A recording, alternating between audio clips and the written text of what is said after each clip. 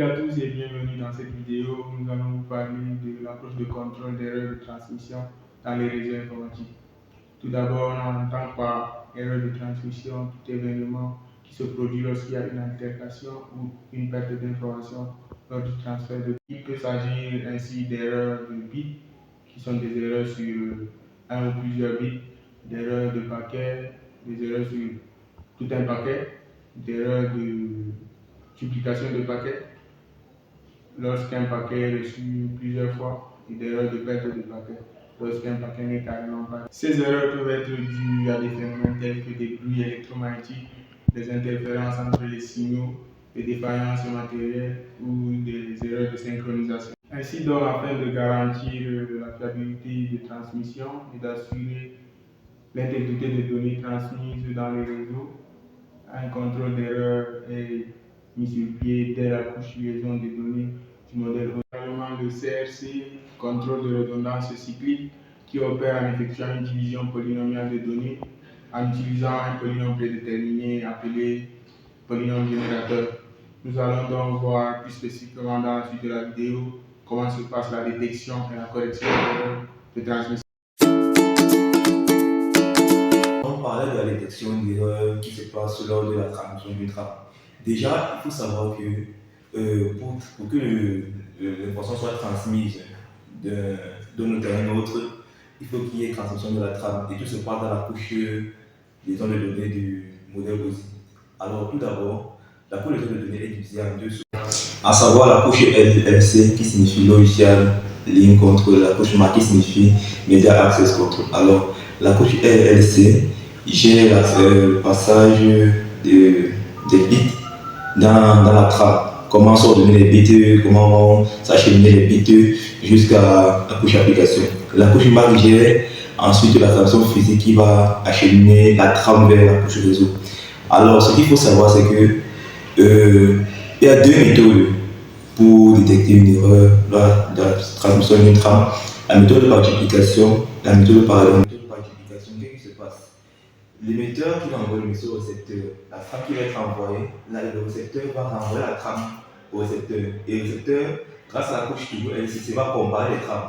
Et si la trame qui reçoit du récepteur est différente de celle qu'il a envoyée, il va renvoyer la trame. Concernant la méthode par redondance, le principe est d'ajouter des bits supplémentaires à la donnée. Au niveau de la réception, ces bits sont utilisés lors des calculs pour déterminer s'il y a une erreur ou pas.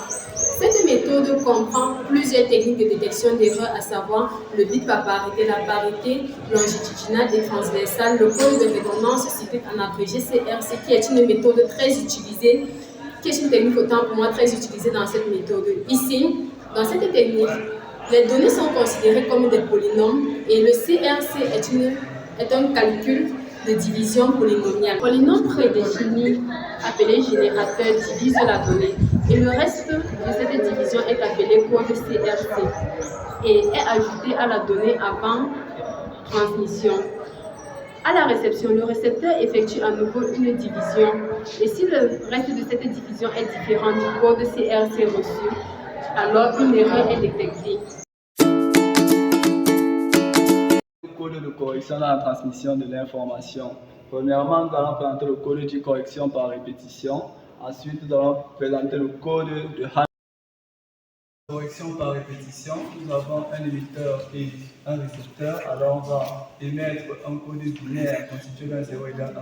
Et à la réception, on se rend compte que le code reçu est plutôt un 0 et ensuite un 1. Donc, le code a été modifié lors de la transmission.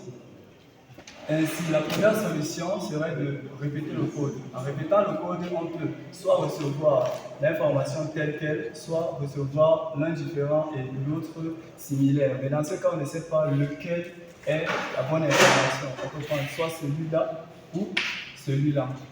La bonne méthode serait donc de répéter le code 3 fois. En répétant le code 3 fois, on est sûr que s'il y a modification lors de la transmission, il n'y aura qu'une seule information qui sera erronée et de là on pourra savoir que c'est celle-là en fait qui est la bonne information. Concernant le code de Hamming, je vais prendre un exemple pour essayer de mieux expliquer. Alors là, on a un message en binaire qu'on va corriger. Pour ce faire, déjà, on va commencer par corriger ça sur 7 bits.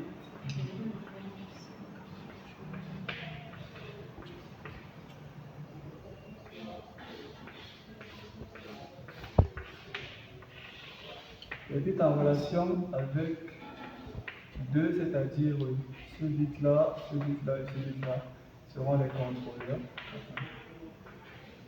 K2 et K3.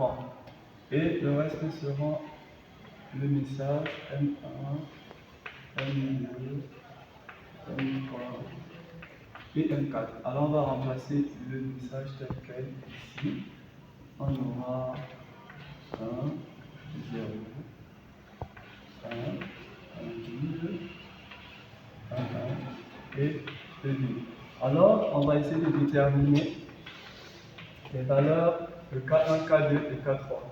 Alors, pour K1, K1 est égal à la parité de M1